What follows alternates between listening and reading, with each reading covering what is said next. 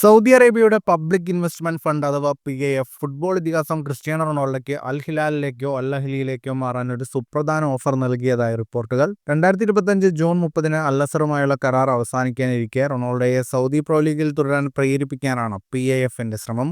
June 14 US ആരംഭിക്കുന്ന FIFA club world കപ്പിൽ അൽ ഹിലാലിനെ പ്രതിനിധീകരിച്ച് റൊണാൾഡോയെ കളിപ്പിക്കാനാണ് PIFന്റെ ലക്ഷ്യം. 2022 ഡിസംബറിൽ മാഞ്ചസ്റ്റർ യുണൈറ്റഡിൽ നിന്ന് അൽ നസറിലെത്തിയ റൊണാൾഡോ മികച്ച പ്രകടനമാണ് പുറത്തെടുത്തത്. എന്നാൽ ഒരു സുപ്രധാന കിരീടം നേടാൻ ക്ലബിന് ഇതുവരെ സാധിച്ചില്ല. ഈ സീസണിൽ അൽ നസറിന് സൗദി പ്രോ ലീഗിൽ 3ാം സ്ഥാനം മാത്രമാണ് നേടാനായത്. ഒപ്പം ഫിഫ ക്ലബ്ബ് വേൾഡ് കപ്പിന് യോഗ്യത നേടാനും കഴിഞ്ഞുമില്ല.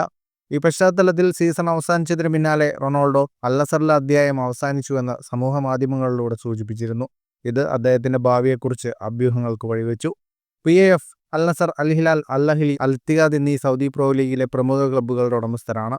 റൊണാൾഡോയുടെ സൗദിയിലെ സാന്നിധ്യം ലീഗിന്റെ ആഗോള പ്രശസ്തി വർദ്ധിപ്പിച്ചതിനാൽ അദ്ദേഹത്തെ രാജ്യത്ത് നിലനിർത്താൻ ചർച്ചകൾ നടക്കുകയാണെന്നാണ് റിപ്പോർട്ടുകൾ പ്രകാരം PIFന്റെ പ്രഥമ പരിഗണന അൽ ഹിലാലിലേക്കുള്ള റൊണാൾഡോയുടെ മാറ്റമാണ്.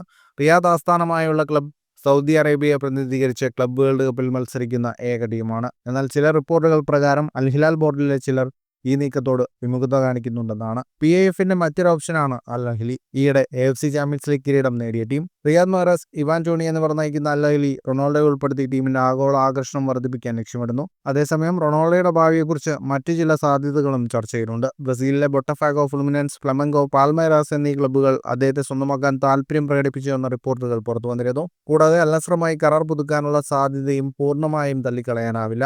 എന്തായാലും റൊണാൾഡോയുടെ തീരുമാനം ഇനിയും വ്യക്തമല്ല. അടുത്ത ദിവസങ്ങളിൽ ഈ വിഷയങ്ങളിൽ കൂടുതൽ വ്യക്തത ലഭിക്കുമെന്നാണ് പ്രതീക്ഷ. ഫുട്ബോൾ ലോകത്തെ കൂടുതൽ വാർത്തകൾക്കും വിശേഷങ്ങൾക്കുമായി സ്പോർട്സ് കഫേ സബ്സ്ക്രൈബ് ചെയ്യുക.